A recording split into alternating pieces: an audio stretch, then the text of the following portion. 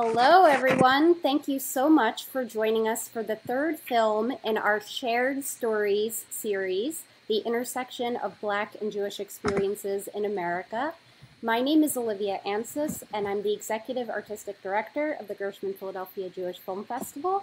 I'll just be introducing our excellent panel tonight and then bidding you farewell until the end of your conversation. Just a little bit of housekeeping before I introduce our panelists. There is an Ask a Question box at the bottom of your screen. And so if you have a question, just click on that little tab and you can post your question in there. And as audience members, all of you can vote on your favorite questions and they will automatically go to the top, so they will be asked first once the audience portion of our Q&A begins. So thanks again for joining us, and it is now my pleasure to introduce our panel. I'll begin with tonight's moderator, Dr. Elliot Rotzman. He has been on the GPJFF screening committee for over 10 years. He is also going to be a visiting assistant professor in the religion department at Grinnell College in Iowa this fall. And he is currently writing a book called A Jewish Reckoning with Race. Thank you so much, Elliot, for joining us. Now we have Rachel Eskin Fisher. She is the director of Joachim Prinz, I Shall Not Be Silent. Hopefully you've all just watched this extraordinary documentary and you have many questions for her. And one other notable fact about her bio I wanted to mention actually too. She's a Philadelphia native who grew up in Mount Airy, is that correct, Rachel? Yes. Mm-hmm. And she's also the founding director of the Genealogy Institute at the Center of Jewish History in New York. Welcome to our panel. Thank you. And finally, we have Jesus Gregorio Smith, who is an assistant professor in ethnic studies at Lawrence University of Wisconsin. Thank you so much, all of you, for being here. And I'm going to allow you to begin your conversation. Thanks again. Great. Well, welcome, everyone. I'm sure even if you didn't get a chance to see the film, we'll be talking about Joachim Prinz and the civil rights movement of the 60s, as well as the civil rights movement of today. Thanks all for coming. Dr. Rachel Fisher directed this fine documentary, did a lot of research, a lot of interviews with her partner in directing, Chip, Rachel Pasternak. I want to ask you, we saw John Lewis in this documentary. So could you tell us a little bit about your experience with John Lewis, maybe some memories of that in honor of his passing this week? Yes, meeting John Lewis was definitely one of the great honors of my life, and I know that Rachel Pasternak, who I made the film with, feels the same way. We spent almost a year waiting to get the interview. Rachel was in touch with, if any of you have seen the recent documentary about Congressman Lewis, there's a woman named Brenda who's his communication director, and Rachel and Brenda got on a first name basis, as Rachel would email her every month asking if he had any time. So I think we sort of ambushed her. I think we were going to DC for something else. And we were like, we're going to be in DC. This is the time for us to do it. And she made time for us. The congressman could not have been more generous, more welcoming. It was really cool being in his office with those photographs. Even more so seeing all the people that were coming and going and how in touch with his constituents he was. One of my favorite moments was sharing with him. I was the main researcher, so I had gathered all of these archival documents of Rabbi Prince's civil rights activism and showing John Lewis that stuff, some of which he had never seen before. Letters that Rabbi Prince wrote and petitions that he signed and exchanges between Prince and Martin Luther King. And Congressman Lewis got a real kick out of that. And he ended up referencing that in the film, in the interview. So it was really fun, having that experience with him. So I was very fortunate. in John Lewis's memoir, Walking with the Wind, he talks about how there was a problem with John Lewis's speech. It was too radical. And so all the other older leaders tried to sort of soften the edges. And so he was supposed to speak first. He ends up speaking right before Prince. And so there was this controversy over that. So tell us, this film's been out for a number of years. What's been the reception now that you've taken it on the road and different venues and different film festivals? What's been the reception, either negative or positive? Any good stories? I'm sure, as we're seeing in our chat comments, there's plenty of people who have some connection with Prince and with his congregation. So, Dr. Fisher. Yes, I'd say something that's been consistent has been the presence at screenings of people who remember Rabbi Prince and were students of his. So I want to welcome all of you who are putting your connection to Rabbi Prince in the chat, and that means a lot to us. So that's something that's been consistent. A lot of people, you know, when you're a kid and you go to temple and you're stuck there listening to the rabbi, you don't necessarily understand everything he's talking about. So it's sort of fun because a lot of people who they knew he was a great man or their parents said that, get to really see the evidence of that in the film, right? Because when you're a kid, you're not reading the newspaper or going to the March on Washington. And most of the people who are with us now were younger when they knew Rabbi Prince. So that's sort of fun to, again, be able to reintroduce him to them. The other thing that really strikes me on more of a macro level is the way the reception of the film has changed, because it's been out since 2014, the end of 2014, basically, is when we had our premiere. When we did our first day of interviews, Barack Obama had just been elected president. So we went on tour with the film. We did a lot of Q&As and things like that. And then there was a little bit of a lull with the film. You know, it went through all the festivals and all of that for 2 years. But it sort of quieted down. And then Trump was elected and people wanted to see it again. And the conversations that we had with the film were very different. They had a lot more urgency to them. I think when people watched the film and they saw the footage, both from Jim Crow America and from Nazi Germany, it hit them differently. And we've been having that experience for the last few years where the discussions with the film are different than they were before.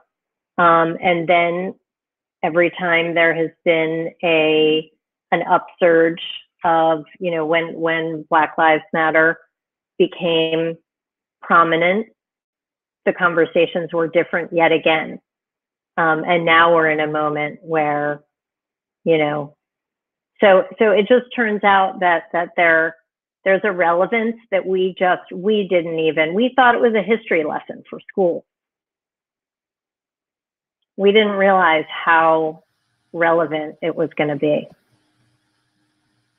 Thank you. So just for the audience out there, just to let you know, we're going to be going for now another 10 minutes just for us. Then we're going to open up for question and answer from you. You can ask the question. You can either in the chat or there's a button on the bottom of your screen to ask a question. So let me ask you one last question about the film. What did you leave on the cutting room floor? I mean, what were some of the moments that you really wanted to get in, but you just didn't have enough time? Is there anything we should look forward to in the DVD extras when we all buy the DVD version? You know, it's not too much that there was footage that got left on the cutting room floor, because everything we could find that had Prince in it, we pretty much used. And then we had all this other great archival footage. But there were huge chapters of his life that are not in the film. We did not directly address at any length the story of the temple in Newark, you know, after Martin Luther King was assassinated, all the way from when it moved out of Newark in 1973. So we didn't get into that because that's a whole film in and of itself.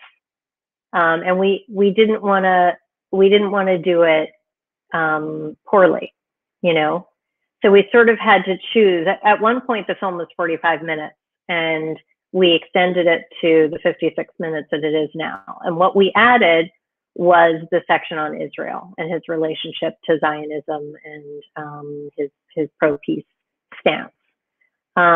We thought that that was really important because that was really the center of his work in the later period. So, but there were many other things. He worked on interfaith relationship with the Catholic Church. He took trips back to Germany to advise European Jews, and so on and so forth. So there was a lot of work he did that we weren't able to cover. We decided to cover deeply the topics that we covered. Great, thank you. And Dr. Fisher, we're going to bring you back here at the end to talk about, as we switch to talking about today's civil rights protests, and how to answer the question that's on a lot of your minds, was on a lot of people's minds last week. How can we be anti-racist? Okay, so we're going to move to Dr. Smith. Having some, is he there? He's coming to us from Chicago Airport. Dr. Smith, can you hear me?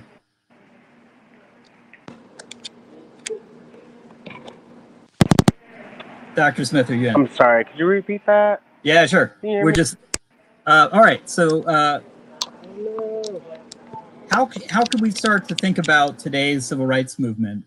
How can we start to think about today's civil rights movement compared to the civil rights movement of the 50s and 60s? What were some of your thoughts?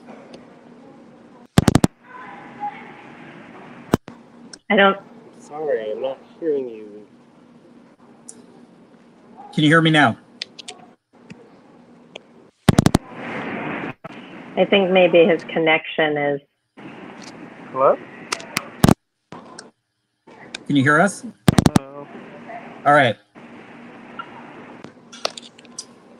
Dr. Hello? Smith? Can you hear me? Okay. All right. Well, hopefully he'll get back on in a second. But we should let's turn to really quickly to some of the questions. So, question for you, Dr. Fisher: how did Rabbi Prince handle the transition of the synagogue's neighborhood in Newark as it moved from predominantly Jewish to predominantly Black, and leading the congregation to relocate to suburban Livingston? What was his reaction? Rabbi Prince was very reluctant to move the congregation out of Newark. The B'nai Abraham was the last congregation to leave Newark. And it wasn't until basically every congregant was gone from Newark that he relented. He said in his final speech in the building that he felt a sense of responsibility. And he said it was a responsibility, and maybe it was an irresponsibility, that I felt so strongly about our responsibility to Newark. But maybe it was an irresponsibility to the temple. So he recognized that there was definitely conflict within the congregation. And so I think he was very torn about it, but eventually there was no choice. The transition is really complicated. You know, the transition of what happened in Newark is really complicated. A lot of times the narrative that we have now is that there were the uprisings in 1967, and then the white flight took place because of the uprisings.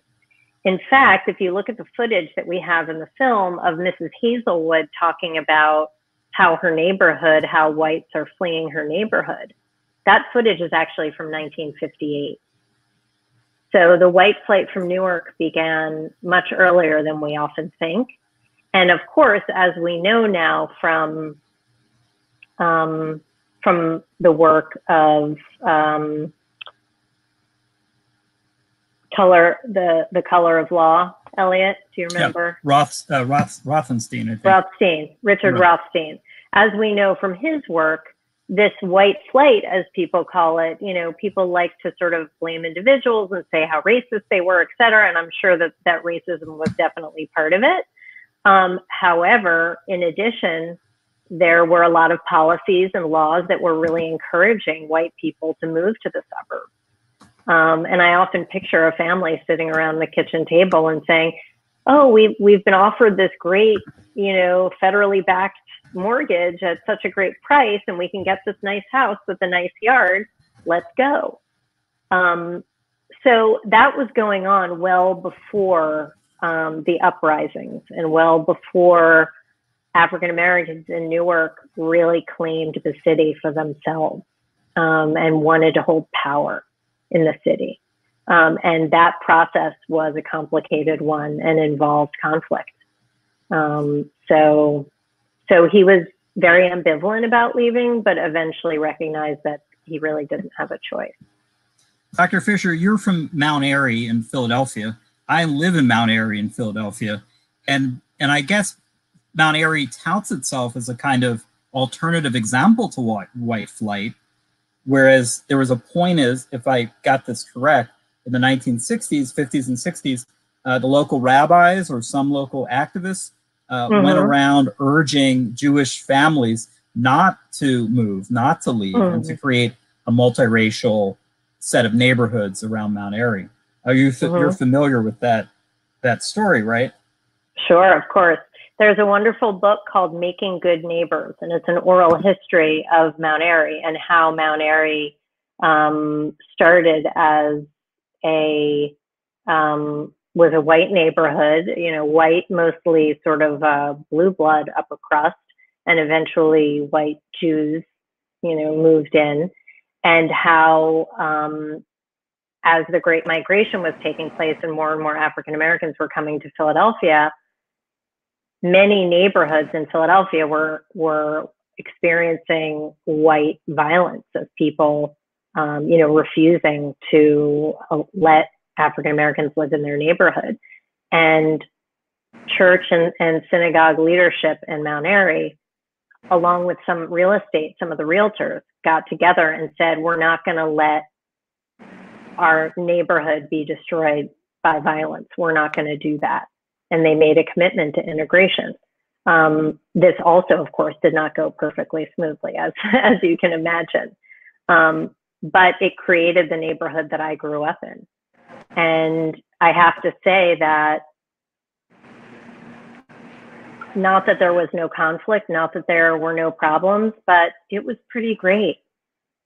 It was pretty great. We had a beautiful community, and it shaped, I think, my expectations of the world, which, of course, I found to myself extremely disappointed once I went out into the world.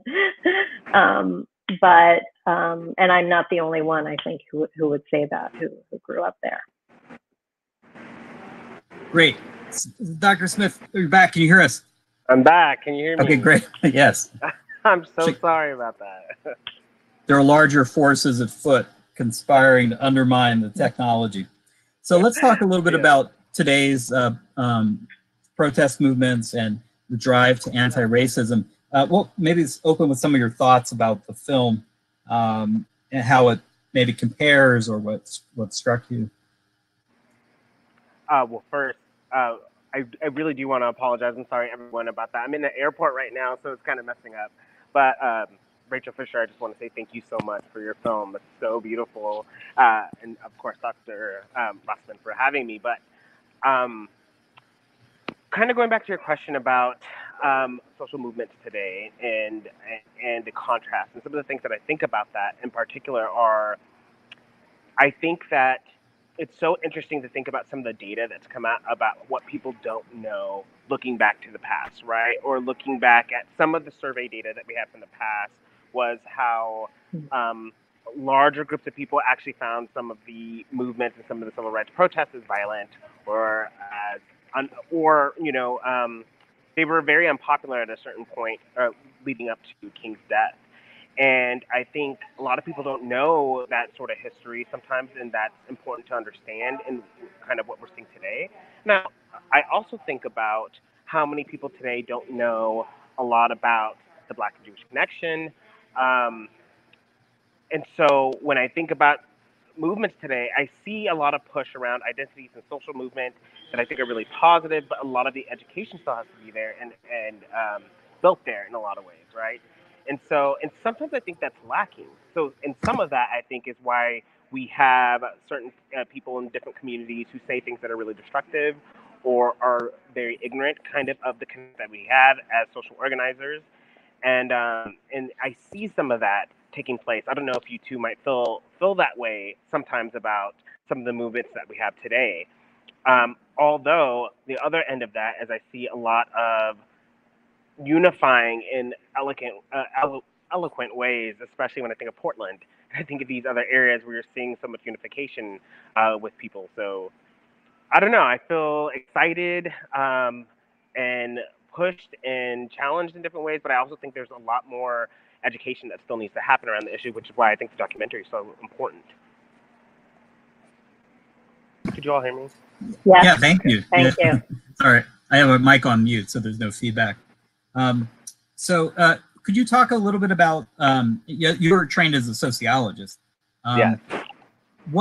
This is the part of the mystery. I'm sure a lot of the people who are tuning in have probably thought about this, is that the American Jewish community thinks of itself as having some connection with the African American story. Right? Not everybody, not every parts of the Jewish community, but there's a narrative, however true or however exaggerated it is, that the American Jewish community is committed to a kind of, we didn't have the word, but anti-racism. Adam, I'm doing a professional thing. Committed to a kind of anti-racism. And sorry. And no other white ethnic group has this narrative, as far as I know. The Irish don't get together and talk about the Irish-Black connection. The Polish community doesn't talk about the Catholic world in some ways, but it's not tagged to ethnicity. The question that my students in my race and Judaism class are always having is, why is it that the American Jewish community had this connection? So is there a way that sociology can help us explain this possible connection? Yeah, I think that's a fantastic question. And, I always begin my intro to ethnic studies course actually talking about the Jewish American experience. And I do that precisely because, one, a lot of people don't know how Jews have historically been raced in the U.S. And so even the idea of an ethnic identity, I'm sorry, y'all, it's so loud. Is it too loud for you? No, we can hear you. So sorry about that. But the reason why I do that is, one, I always try to get the message across that actually Jewish Americans are very much seen still today in survey data as a different racial group, not just an ethnic group, not just a different white ethnic group. Actually, they're very much seen as a different racialized group. And I think that's so important to start off with and to let people know and kind of trace that history. Because when you think of the long history of racialization of Jewish folk in general, it makes a lot of sense. And in fact, going back historically to the hierarchies that were established in Europe about who sat at the bottom, and it was oftentimes always Black and Jewish people. And there were even descriptions by elites at the time, elite scientists, who saw Jewish people as a mongrel race of Blacks and others. And so that long history is so important. Again, what I'm trying to get at about letting people know those connections, because I think that's really important. And when you see and you understand how this stuff happened for so long, it has a historical moment, and it's been perpetuated for so long, you start to realize why there's so much connection between two groups. And I think one of my struggles today, and it doesn't happen all the time, but when people kind of get into the whole oppression Olympic fight sometimes, which is very surface, but what I try to get people to understand is, like, collectively how different groups actually have more in common because of how much has happened traumatically between the groups. And so the sort of organizing, sort of respect we might see, I think it's because of that long history. And so, yeah, I think it's always good to start with that. But I do want to, get us to start thinking and realizing that even Jewish people taking on, I want to trouble and problematize the idea that they're white, because a lot of people don't construct them as white, and I think that has a lot to do with our connections. So one of the go ahead. Yeah, go ahead, please. Oh, I was just going to say I thought of so many things while you were talking, Dr. Smith. I think what's tricky with Jews as white, of course, we know not all Jews are white, but those of us who are white passing or who appear white in this country, the way this country organizes racial identity, sometimes people use "I'm Jewish, I'm not white" as an excuse to not deal with their white privilege that they actually have had in this country, like access to those mortgages that I was talking about. So, like every piece of information, right, it has multiple sides to it. And I like thinking about our whiteness as provisional, right? Jews get to be white as long as we are not, as long as we're towing the white line.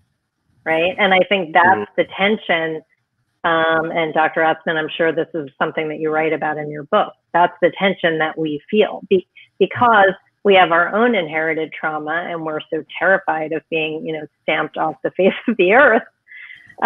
It's always that question. Maybe if I just toe the white line, I'll make it, I'll survive and I can create another generation and the world will still have Jews, On the other hand, I want to be true to my tradition, to our history, to all of that, and I want to fight white supremacy.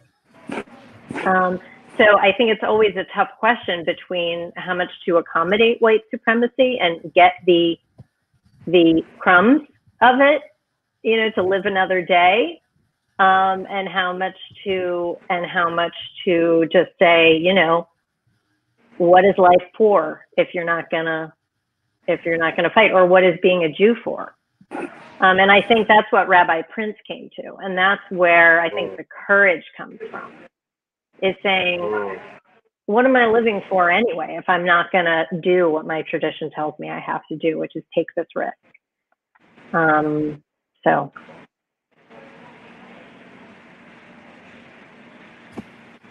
Professor Smith, you want to comment on that?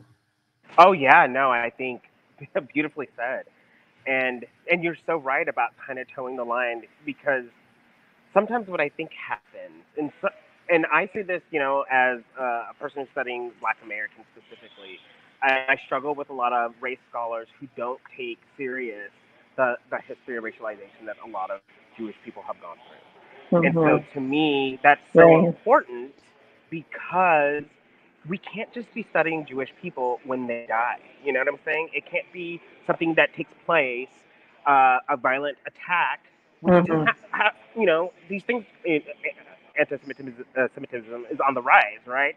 And so, it's kind of like, we have to toe this line and we have to remember the historical reasons why, or that moment when Jewish people might have crossed. But I always kind of bring in that data and remind people that no matter how much people say they cross, the reality is when we interview white Americans in general, especially when it comes to dating Jewish folks, or when we interview white Americans about their perspectives of different groups, they still perceive some groups as off-white, as you were saying.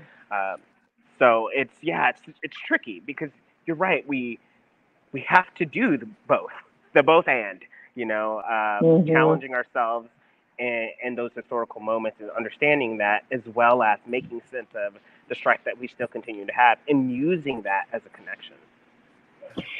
And I think, our identities are so complex, and I think that one of the challenges that Jews sometimes pose, or the existence of Jews sometimes pose for African Americans or other marginalized groups, is it's one area where you actually have some privilege, right? The Christian privilege. And it's super uncomfortable to recognize that, because people of color are not really used to thinking of themselves as having privilege. Mm-hmm. But even though it's not the same as white privilege, it doesn't carry the same weight, and it doesn't bring with it the same advantages. Nevertheless, it still exists. Absolutely. And I think that can be really confusing sometimes. Yeah. You know? Let me just remind the audience, you can lob a question either in the comment section or in the ask a question button on the bottom.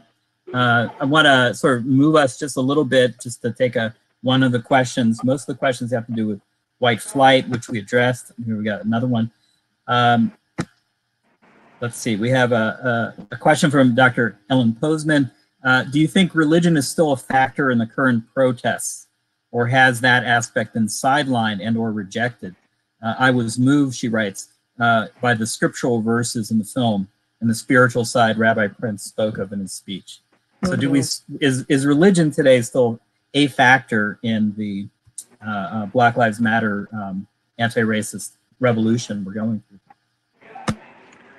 That's a really great question. I want to say, too, that Black Lives Matter is a slogan as well. And so there's other campaigns, like there's the Poor People's Campaign that's happening right now. That's a religious and moral movement. And so it's still, they use very much the slogan of Black Lives Matter, but they're very much using spirituality to connect folks. And I love that movement because, yeah, it just reminds me again kind of the spiritual radicalism of the 60s. And so, yeah, I do think that for some groups, that's still a major influence. We have a very pointed question from, I believe, Los Angeles. Now, just to remind the audience, just because this is the Philadelphia Film Festival, now in our day, you don't have to live in Philadelphia to attend our events. And so we're happy to have a trans-continental audience. So the question was, what was Prince's stance on reparations, German reparations? Now, this is interesting because it's now back in the conversation. We're talking about African-American reparations. The go-to example is the reparations that the country in Germany after the war, give to the Jewish people, institutions in Israel, and other arrangements. So Prince was a leader during that time. What was his stance on it? Do we know? Yes, and before I even say that, I want to say that I usually hesitate to say what would Rabbi Prince think about something today. However, I'm going to do that this time because I'm 99% sure that he would be completely for reparations in America for African Americans. And he, I think, was for all the reparations, anything that Germany and Europe could do to compensate people, both for pragmatic reasons and for spiritual reasons. And he worked very hard to try to help Germany be a democracy because he felt that Jews would only be safe in a democracy. And that's why he loved the United States. So I think if he were here today, he would be fighting for our democracy, and he would be absolutely pro reparations. You know, he wanted Israel on the Israel front. He wanted Israel to wage a peace campaign. So he was very much, you know, we say in the film that he wasn't devout, but I think that's not quite right. I think he was. He was a very spiritual person, and I think he would have believed in the necessity of reparations for the survival of this country. Great. So let's get back to some of the questions real quick, and then I want to turn it to and sort of maybe bring it on home to talk about what does it mean to be anti-racist in our moment. Question from Comrade Amy Wynn: is white passing a useful construct for Jewish self-image in America, or is it a kind of appropriation, disrespectful to Black Americans? There has been some pushback on this idea that Jews are white passing. There's been some essays back and forth. But I also want to point out, since I'm also writing about this, about passing, is that it's not just African Americans who pass. Disabled people speak about disability passing. LGBT people talk about passing. So it's identity play. And I do want to mention, since when I was in Wisconsin for 2 years, I wore a yarmulke, even though I'm not religious, and I couldn't pass as not Jewish because I was out, although some people thought I was Muslim. And so it was a new experience for me to refuse to pass totally into whiteness and to put myself at, as one professor said, at risk in this small Wisconsin town as Jewish. But is white passing an appropriate phrase? Do we know the arguments against that? And I just want to say, I may be the one who used that. And, you know, I think I was just searching for a way to explain what I was trying to say. But I think it might be better to think of the idea of Jewish whiteness. If you think of whiteness as a category of privilege, of Jewish whiteness being provisional. But Dr. Smith, I'm curious what you think. You know, actually, Dr. Rossman, I think you could speak to that a little more because I actually haven't engaged with the problematics of it as much. And so I'm curious your take on that. Right. Well, first of all, I don't, when we're talking about race, back me up if you agree, every group is racialized. Races just don't come out naturally from the universe.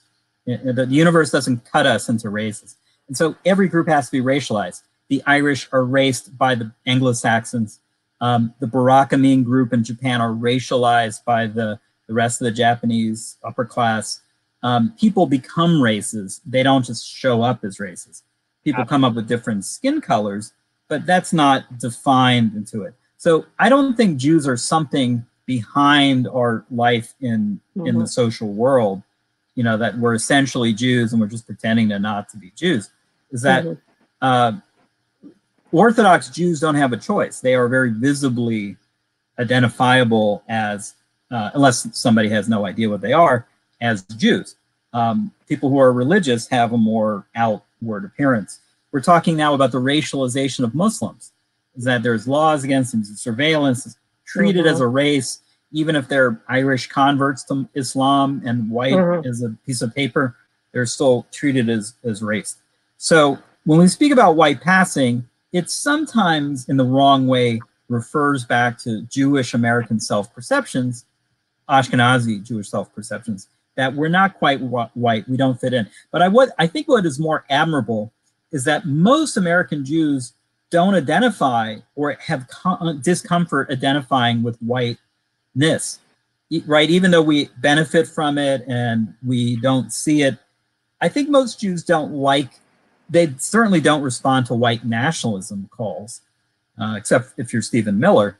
So the idea that we're somehow should be in solidarity with other white people is something that's rare, although I see it here and there in conversations and in some political forms. This rejection of whiteness is hard to do. Nobody has a good list of things to check off to get rid of whiteness or to disavow whiteness. If I'm in Wisconsin, I wear a yarmulke to mark myself as other. I could just as easily have grown a big beard and wear a Muslim kufi, so there's nothing essential about my Jewishness when I'm presenting in real life. So let's turn, we have a few more minutes, about 6 more minutes, to the question of how to be anti-racist as Jewish. I just want to give you one example. Here's my mask. It says Black Lives Matter in Hebrew. So that's a limited strategy. It's a commodify your dissent, I suppose. But how is it that Jews can be allies as a community or as individuals in the fight against racism? That's my question for my panel. That's a great question. I do think we need to talk about this in 2 ways. One, how does racism and anti-Semitism get structurally embedded in society, right? So this is kind of what we were talking about, that Christian privilege. It's not even just a privileging. There's a lot of ways that it's Christian violence in a lot of ways, Mm-hmm. literally pushing out groups or not allowing other conversations, things like that, that I think are actually incredibly harmful in insidious ways, right? So what gets produced in films and tells a whole millions of Americans about Jewish people or different religious groups that are racialized in particular ways. And so I think if we think about how do we uproot anti-Semitism that is structurally embedded in society, that's another way that it can be part of the discussion about anti-racism work. Because I think both are about structural innovation. And what I mean by that is like, this is where we can have these really personal conversations that are really important with individuals that can really help change personal hearts. We also have to push for policy changes at larger levels, right? You can't educate. I'm thinking about people who are taking down the statues, the Confederate statues, for instance, and that's one thing that I think is a powerful practice. But the other part that we have to think about is the Daughters of the Confederacy that educated an entire generation. Their purpose was to educate and re-educate and tell a different story of the South, right? And so how do we uproot all of that? I think that has to be kind of part of our discussions about anti-Semitism work and anti-racist work together, is how do we not just think about this as the personal stories that I think are really important for us to do together and to speak to each other and change and hopefully challenge and change each other, but also how do we take it one step further and think about how do we re-educate? How do we work on education systems? How do we work on policy? How do we work from a religious and moral perspective? How do we work from that angle? Because in the U.S., Christianity was waged as a way to race groups as well. And so that's part of the practice. So thinking broader and more structurally, it's how do you take those larger systems and what sort of work can we do there too? One of the things we did here in Appleton, Wisconsin, where Dr. Wasserman was, is we organized a protest here as well. But one of our goals was to make it very communal and have a discussion where we could come up with some discussions about the sort of changes we could see as a community and how, as a community, we could hold the police accountable in our area, right? And so we provided a survey. We sent that out to people in 2 different languages, and we're hoping to get involved in city council. So I think all of us can do this sort of organizing work and take it a step further, take it to your city council and focus kind of on your local community and not so much, if you're just discouraged by politics broadly, which I'm sure lots of people are, there are other ways to make those larger structural changes. I have another thought too, which is that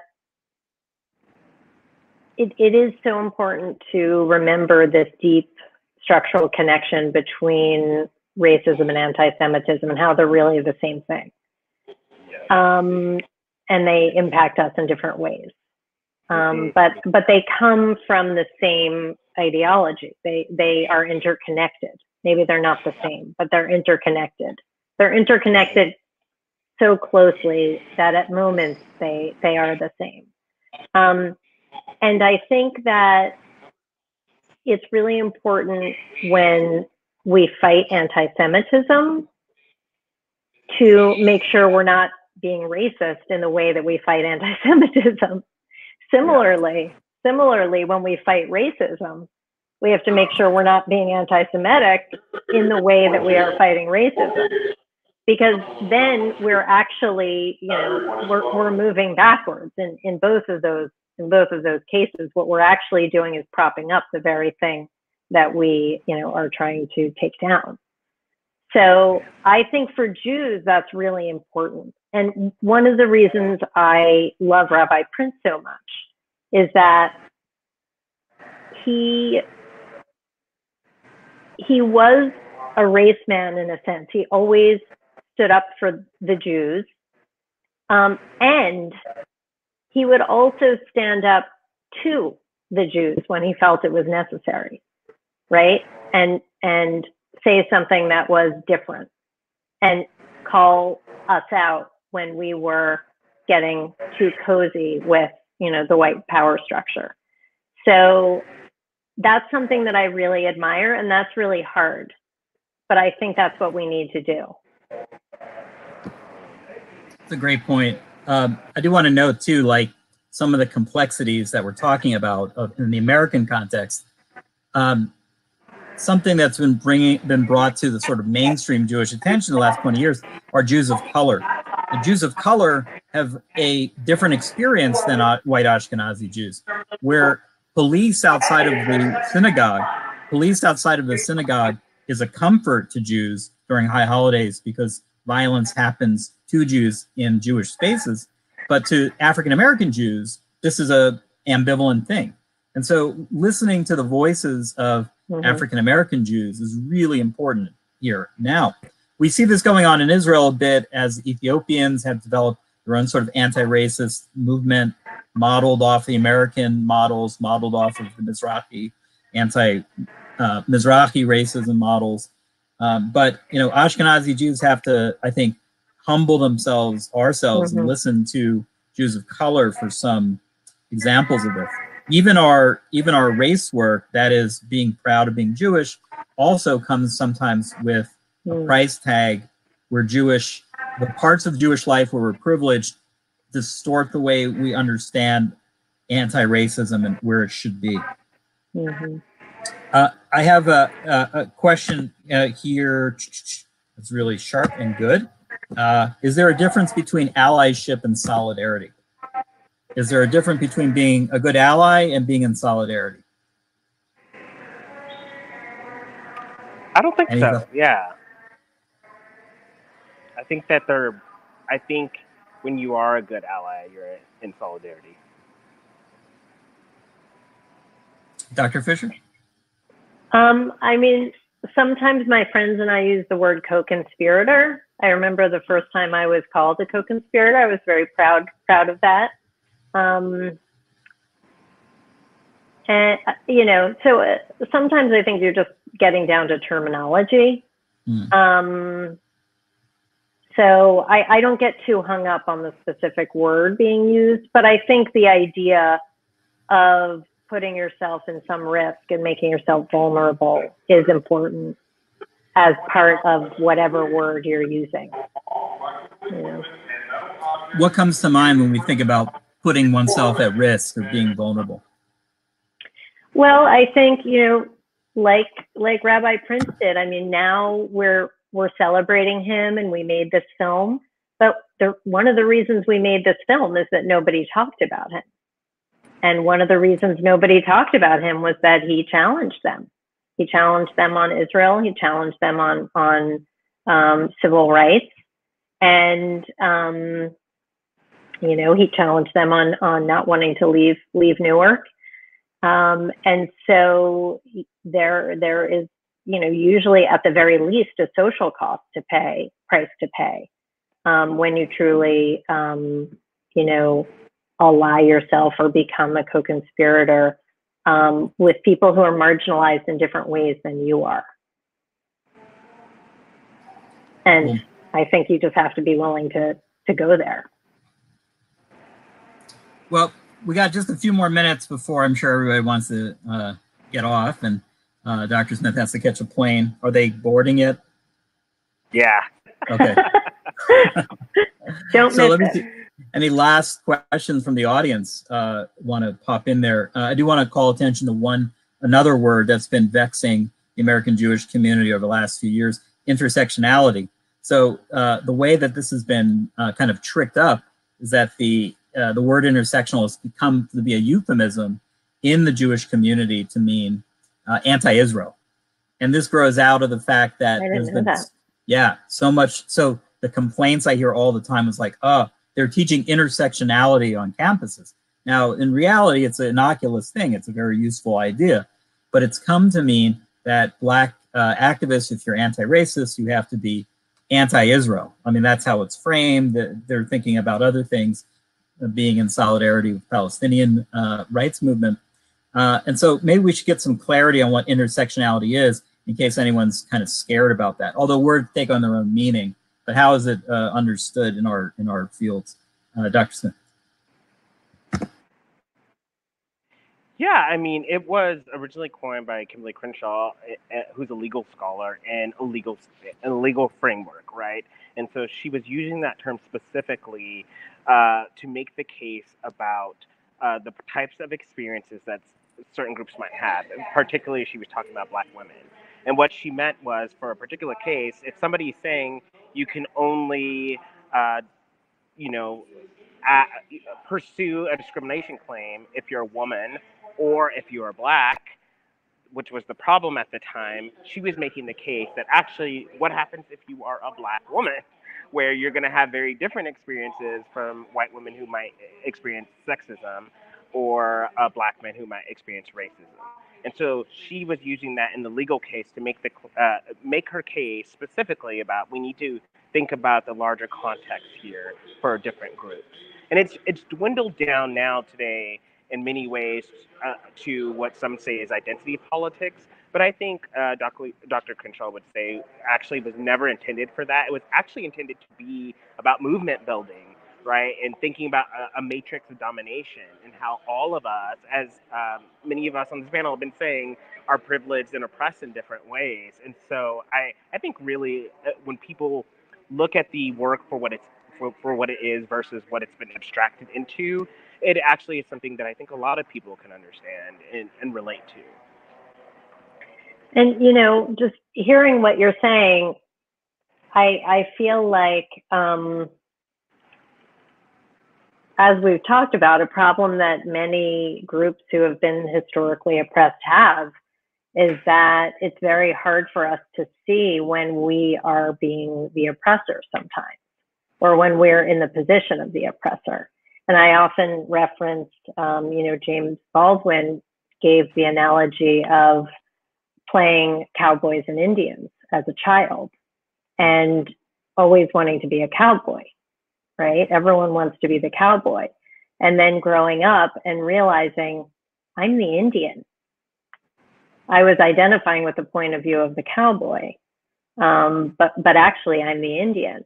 And sometimes I think we can do the reverse, where we get really steeped in being the Indian because we've had so much trauma and so much suffering, and it gets passed down from generation to generation, and it's in our stories.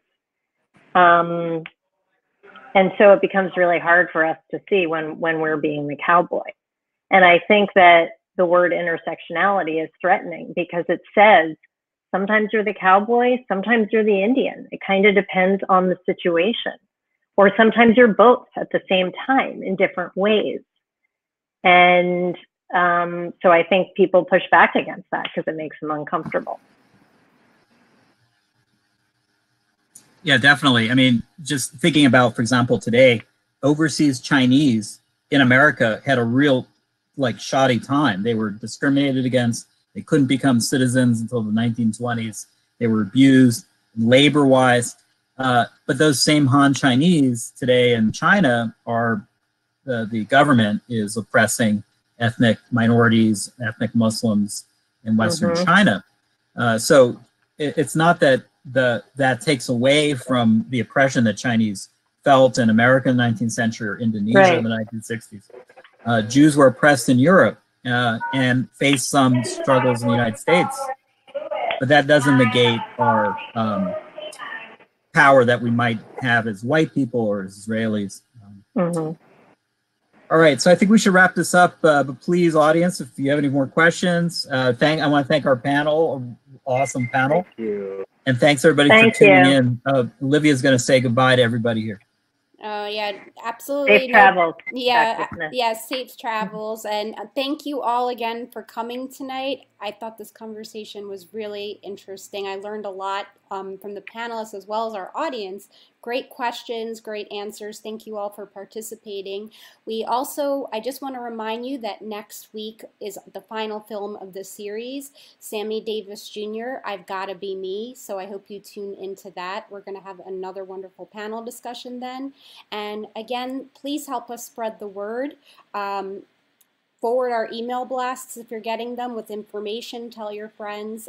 Thank you again, Rachel. This was an excellent film. And if you could just let us know if people missed the screening tonight or they want their friends to see it, how can people see this film if there's no screenings being offered virtually at the time? I think there is something being offered. I have to dig and find it, but I can send it to you and maybe you can send it out to folks. Okay, yeah, that would be great. Yeah, because I know I'm doing a Q&A for it in August, so I think there's time. Okay, wonderful. All right, well, thank you so much. Thanks, Elliot. And everyone stay safe and have a good night. If you have any further questions, Elliot is going to stay on for a few minutes, so I will leave this on for you to chat, but I will see you all next time. Thank you. And I just want to say thank you so much to the Philadelphia Jewish Film Festival and to Elliot and Olivia and Jesus. Elliot, you can tell him I said thank you. And of course to the audience, thank you so much. Cool. Bye. Bye. I can figure out how to get out of here. There we go. All right, this is Elliot Ratzman with your Ask a Question about race and Judaism. See if anyone's still on the line.